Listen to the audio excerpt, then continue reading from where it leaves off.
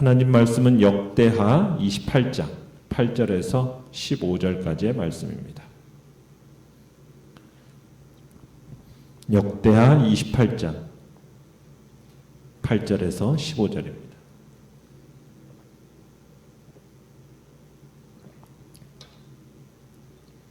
역대하 28장 8절에서 15절 우리 한 목소리로 같이 읽겠습니다. 시작. 이스라엘 자손이 그들의 형제 중에서 그들의 아내와 자녀를 합하여 20만 명을 사로잡고 그들의 재물을 많이 노략하여 사마리아로 가져가니 그곳에 여호와의 선지자가 있는데 이름은 오뎃이라. 그가 사마리아로 돌아오는 군대를 영접하고 그들에게 이르되 너희 조상의 하나님 여호와께서 유다에게 진노하셨으므로 너희 손에 넘기셨거늘 너희의 노기가 충천하여 살육하고 이제 너희가 또 유다와 예루살렘 백성들을 압제하여 노예로 삼고자 생각하는도다. 그러나 너희는 너희의 하나님 여호와께 범죄함이 없느냐? 그런즉 너희는 내 말을 듣고 너희의 형제들 중에서 사로잡아 온 포로를 놓아 돌아가게 하라. 여호와의 진노가 너희에게 임박하였느니라 한지라.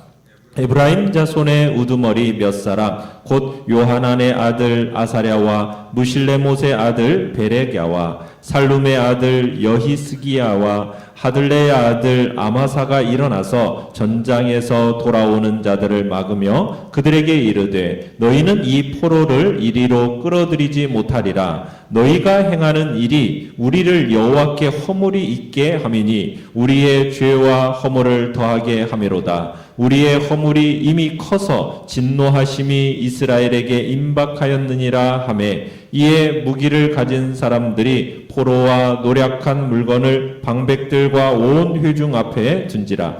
이 위에 이름이 기록된 자들이 일어나서 포로를 맞고 노략하여 온 것 중에서 옷을 가져다가 벗은 자들에게 입히며 신을 신기며 먹이고 마시게 하며 기름을 바르고 그 약한 자들은 모두 나귀에 태워 데리고 종려나무 성 여리고에 이르러 그의 형제에게 돌려준 후에 사마리아로 돌아갔더라. 아멘.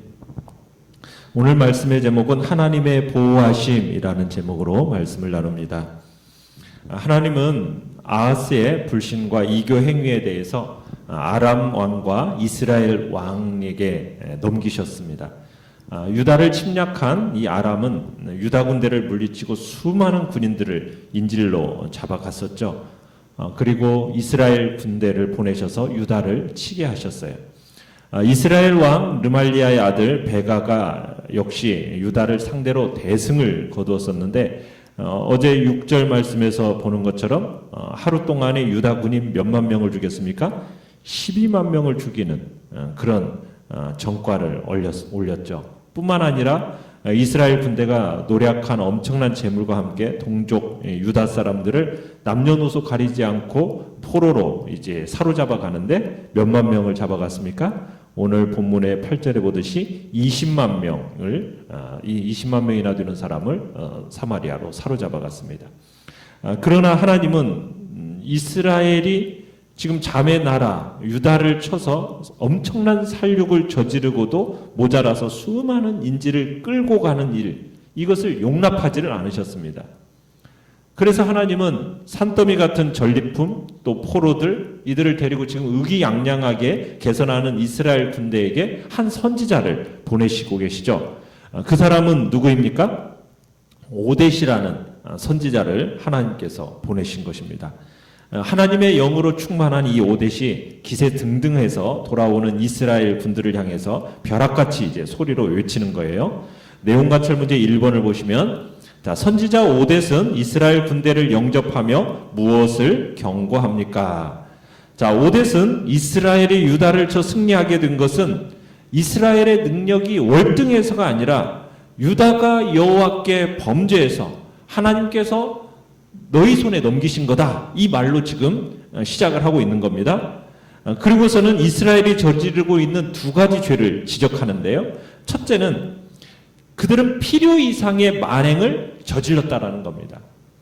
패역한 유다에 대한 하나님의 진노의 도구로서 이스라엘과 아람을 지금 함께 사용하신 것 뿐이지, 너희들은 비록 전쟁에 이기긴 했지만 도구라는 사실을 겸손히 인정해야 된다는 거예요. 이걸 제대로 알았더라면 비록 전쟁에서는 이겼다 할지라도 힘을 절제했어야 된다는 얘기입니다. 그런데 이스라엘은 하나님이 바라신 것보다도 더 심하게 잔인함과 폭력으로 유다를 밀어붙인 겁니다. 그러니까 오뎃은 이스라엘이 유다에게 필요 이상으로 지금 잔인하고 폭력적으로 지금 행했음을 문제 삼고 있는 거죠. 노기가 충천했다. 이 말을 통해서요. 두 번째는 10절에서 얘기하는 건 뭐냐면 이스라엘 군대가 지금 형제를 노예로 삼기 위해서 사마리아로 지금 끌고 가고 있는 것, 이것을 지금 문제 삼고 있습니다. 하나님이 유다를 이스라엘에게 넘겨주셔서 승리할 수 있게 하셨다. 이건 뭐 신학적인 어떤 정황을 깨닫지는 못했다 할지라도 지금 유다 사람 20만 명을 인질로 끌고 가는 것은 심각한 문제입니다. 물론 당시에는 전쟁에서 승리한 자들이 패배한 자들을 잡아다가 노예로 삼거나 팔아먹는 일은 허다했습니다. 그러나 비록 북왕국이 하나님을 저버렸다고는 하더라도 여전히 그들은 신의 산 율법대로 살아야 하는 존재들이에요.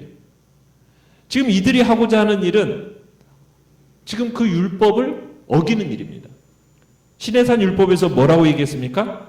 이스라엘 사람들은 영구적인 노예로 삼거나 팔아서는 안 된다. 하나님이 금지 명령을 내리셨어요. 형제에 대해서는 노예로 삼는 일을 금지하셨습니다. 그런데 지금 이들이 하고자 하는 일이 뭐예요? 형제를 배반하는 것이에요. 그러니까 그뿐만 아니라 하나님의 율법에 요구하는 도덕성을 무시하는 행위인 겁니다. 그래서 11절에 보면은 오뎃이 포로로 잡혀온 이 유다 백성들을 뭐라고 부르고 있습니까? 너희의 형제들, 이렇게 부르고 있어요. 너희의 형제들. 이렇게 부르면서 지금 양심에 호소하고 있는 겁니다. 거기다가 이스라엘은 자신들도 유다보다 별 나을 것이 없는 죄인이었다는 사실을 기억해야 했다는 겁니다. 10절에서 그렇게 얘기하는 거죠. 너희는 너희 하나님 여호와께 범죄함이 없느냐?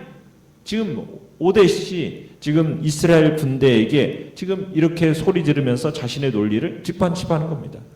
비록 유다가 죄를 지어서 하나님이 그들을 이스라엘의 손에 붙이기는 하셨지만 전쟁의 승자가 된 이스라엘 너희는 하나님 앞에서 떳떳하냐는 거예요. 너희들도 하나님 앞에서 죄인이기는 마찬가지인 거 아니냐. 그러니 이런 상황을 깨닫고 겸손하게 자신의 위치를 돌아보고 너희들을 적절하게 대응해야 된다. 그렇지 않으면 승리를 주신 하나님이 언제든지 너희들을 대적해서 치실 수 있다는 사실, 이 사실을 기억해야 된다. 지금 여호와의 진노가 너희에게 임박했다. 그러면서 지금 얘기하고 있는 겁니다. 그래서 오뎃은 이스라엘 군대에게 하나님의 말씀에 순종할 건가? 아니면 불순종할 건가? 너희 여호와의 심판을 자청할 것인가? 너희들 결정해라. 지금 이렇게 선택을 하라고 하면서 마치고 있는 겁니다. 어떻게 보면은 이스라엘은 자기들이 전쟁에서 승리한 것이 지금 여호와께서 미리 써놓으신 각본대로 된 일이라는 사실을 깨달아 알아야 하는 겁니다. 하나님이 미리 써두신 그 각본에는 수많은 유다 사람들을 포로로 끌어와서 노예로 부린다. 이게 없어요. 포함되지 않았어요. 만약 이 각본대로 따르지 않는다면 감독이신 하나님이 어떻게 하시겠습니까?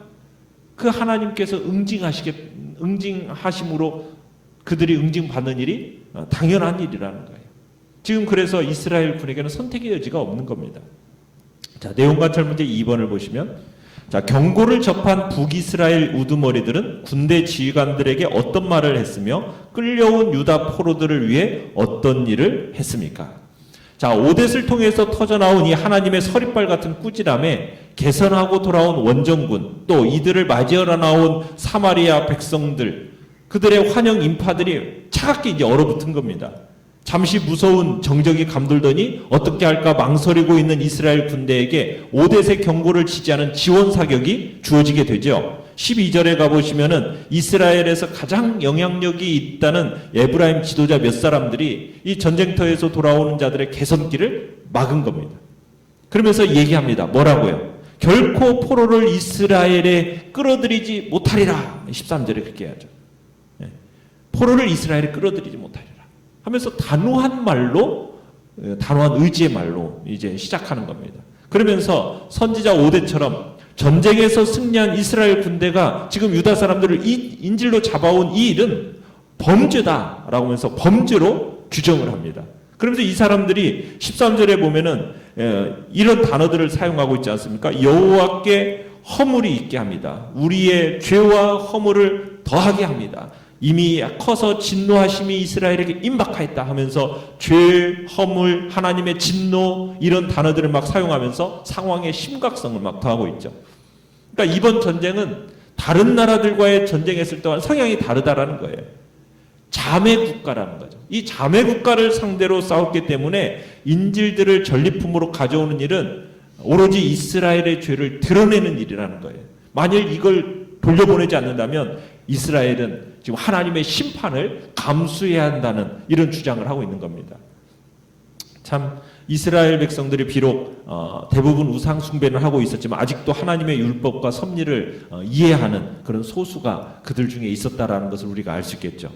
자, 이 선지자의 말에 주춤했던 이스라엘 군대의 마음이 지도자들의 말에 녹아내렸습니다. 그래서 14절에 보면 그들은 이제 포로들을 지도자들에게 넘겨줍니다. 그리고 전리품도 전적으로 포기하고 이제 그 지도자들 앞에, 회중 앞에 다 내려놓게 되죠. 넘겨놓는 거예요. 자, 포로들을 넘겨받은 지도자들이 어떻게 하고 있습니까? 15절에 보시면은 옷을 가져다가 벗은 자들에게 입혀주고 신을 신기고 먹이고 마시게 하고 기름을 바르고 또 약한 자들은 모두 나귀에 태워 데리고 여리고에 이르러서 어떻게 하고 있습니까? 형제들에게 이렇게 돌려줍니다. 인지들을 다시 친지들의 품에 안기도록 해준 거죠. 그리고 자신들은 빈손으로 이제 사마리아로 돌아가게 됩니다. 참 우리는 이 장면 속에서 북이스라엘이 비록 영적으로는 타락했다고는 하지만 아직도 하나님의 그 선지자의 말을 존중하는 마음이 아직도 살아남아 있다는 것을 우리가 볼 수 있는 거고, 아직 하나님의 권위가 살아있다는 것, 말씀의 권위가 아직도 살아있다는 것을 우리가 볼 수 있는 겁니다. 남북으로 갈라져 있기는 했지만은 그래도 이스라엘과 유다 왕국 사이에는 신락 같은 그런 형제가 남아 있었다라는 것을 우리가 알 수 있는 거죠. 자, 연구와 묵상 문제 3번입니다. 하나님이 선지자 오뎃과 북이스라엘의 지도자들을 사용하셔서 남유다와 포로들을 보호하신 이유는 무엇입니까? 자, 왜 하나님께서 남유다의 포로들을 보호하셨을까요? 하나님께서는 계획이 있으셨어요. 어떤 계획입니까? 유다를 통해서 구원의 역사를 이루시겠다라는 하나님의 계획과 약속이 있습니다. 이 유다를 통해서 그리고 그 구원의 역사를 어디까지? 우리에게까지 베푸시려는 하나님의 계획, 하나님의 약속. 이것이 있었기 때문에 하나님께서 유다 왕국에 대한 특별한 하나님의 보호하심이 있었던 겁니다. 그래서 하나님의 사랑이 지금 유다 백성들을 징계하는 그 과정 속에서 지금 분명하게 드러나고 있는 거예요. 하나님께서 지금 유다 백성들이 하나님을 버리고 정말 우상을 쫓는 것을 보시고서는 하나님이 진노하시고 징계하셨어요. 치셨어요. 그렇지만 그들을 향한 하나님의 사랑과 자비가 없어진 건 아니에요. 여전히 그 사랑과 자비를 베풀어서 북이스라엘 사람들의 마음을 움직여서 사로잡혀간 자들로 하여금 다시 고향으로 돌아오도록 하신 겁니다. 당시 노예로 끌려가던 이 유다 백성들은 아마 북이스라엘 백성들의 그 뜻밖의 호의 또 극진한 정성, 그러면서 자신들을 다시 되돌려 주시는 것에 대해서 아마 꿈을 꾸는 것 같았겠죠. 그런데 이 모든 것이 무엇입니까? 하나님의 계획과 하나님의 약속이 여전히 살아 있었기 때문에 하나님께서 이 일을 행하셨던 거예요. 느낀 점 4번을 보시면, 자, 남유다가 하나님을 대적한 결과 북이스라엘에 의해 약탈당하고 포로로 끌려가는 그 수모를 겪었지만 그럼에도 불구하고 하나님이 그들을 보호하시는 모습을 보며 무엇을 느낍니까? 참 유다 왕국이 아하스라는 못된 왕을 만나서 참 하나님의 심판을 받고 있긴 하지만 하나님은 여전히 포로들을 집으로 돌아오게 하실 만큼 유다를 향한 자비와 긍휼이 풍성하신 분이라는 것을 우리가 다시 한번 느끼게 되는 겁니다. 징계의 매를 드셨지만 죽기까지 때리시지는 않는 자비로우신 하나님이라는 것을 우리로 하여금 느끼게 하는 거죠. 오늘날 우리가 이 땅을 살아가는 우리가 어떤 존재인가? 하나님 앞에서 우리는 하나님의 눈동자 같은 존재요, 하나님의 면류관 같은 존재입니다.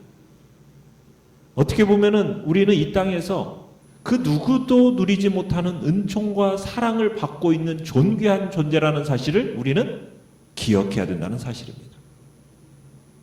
성도인 우리는 어떠한 상황 속에서도 하나님의 보호를 받는 귀한 존재, 그런 귀한 존재라는 사실을 알고 우리는 하나님 앞에 늘 감사하면서 용기를 갖고 우리는 내가 하나님 앞에서 어떤 존재인지에 대한 그 자부심을 잃지 않아야 되겠다는 그것입니다.